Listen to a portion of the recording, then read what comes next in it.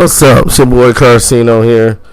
And because I've heard both sides of this story, I'm able to give you a fair assessment. This is the truth behind the R. Kelly and Destiny Child situation.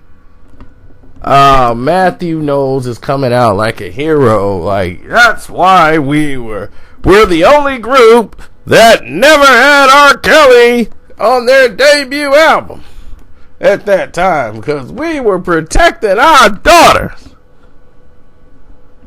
Now, this is what I know for a fact. When they were coming out and trying to keep their face known and trying to really make it, at that time, they were being whored out by the studio. Not like sleeping around, but I mean like just throwing them in other people's videos. They was in Nas' video, You Owe Me, for Ice. Shawty, say what you right with Genuine. They throwing them in everybody's video. Studio was like, just be in there, just dance in the video, be seen. It's a good look. They were being thrown around everywhere. But one thing they did have, they had Matthew Knowles, they daddy. Matthew wasn't gonna let nothing happen to his group.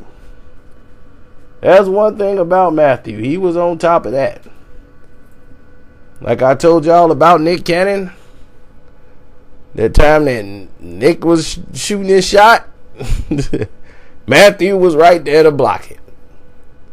They knew, like trying to get to Beyonce was trying to get through Fort Knox. That was not gonna happen.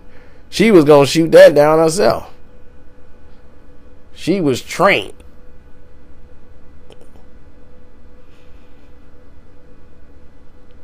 She was trained.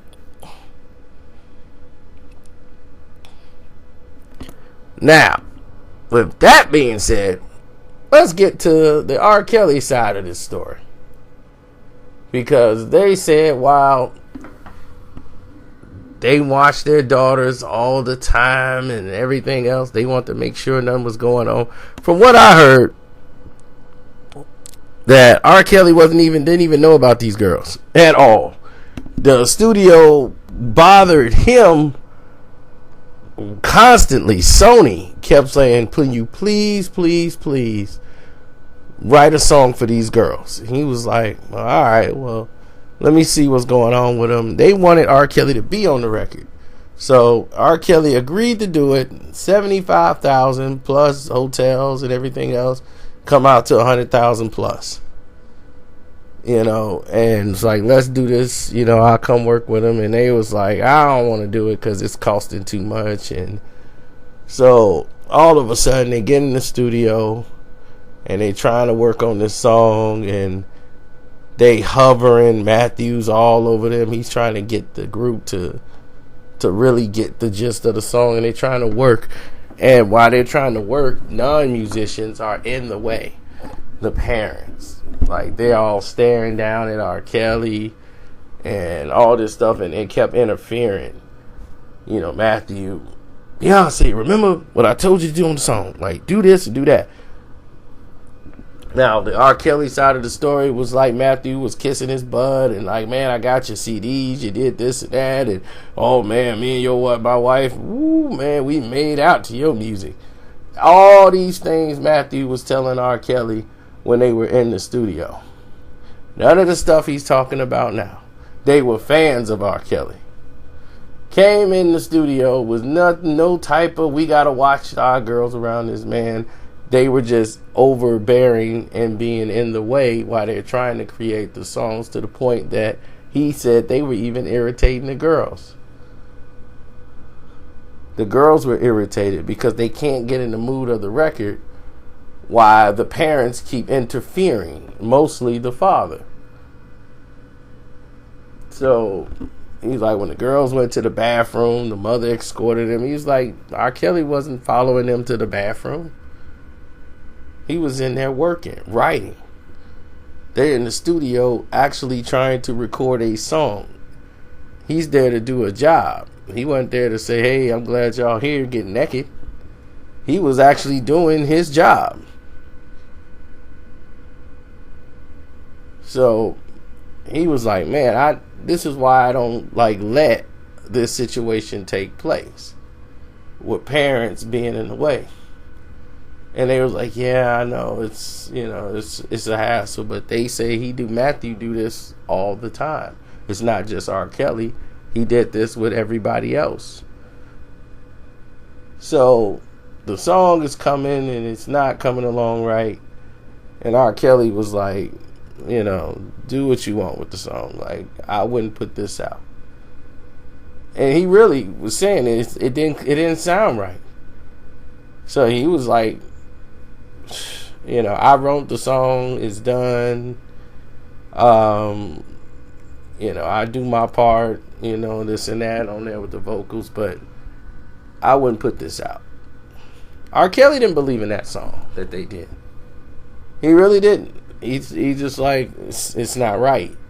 But, your father's pushing, he's talking money and time, and he's keep interrupting. We're not getting the sound right. It's not going to work. So R. Kelly told Sony, like, this group ain't going to make it.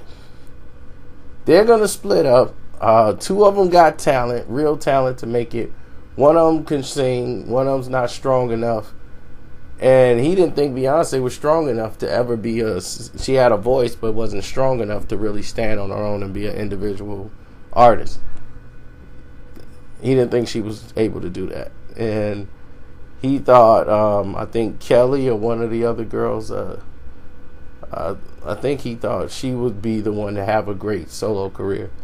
Tamia, I think her name is. Latavia, I'm sorry, Latavia. He thought Latavia would be the one to have the strongest music career out of all of them.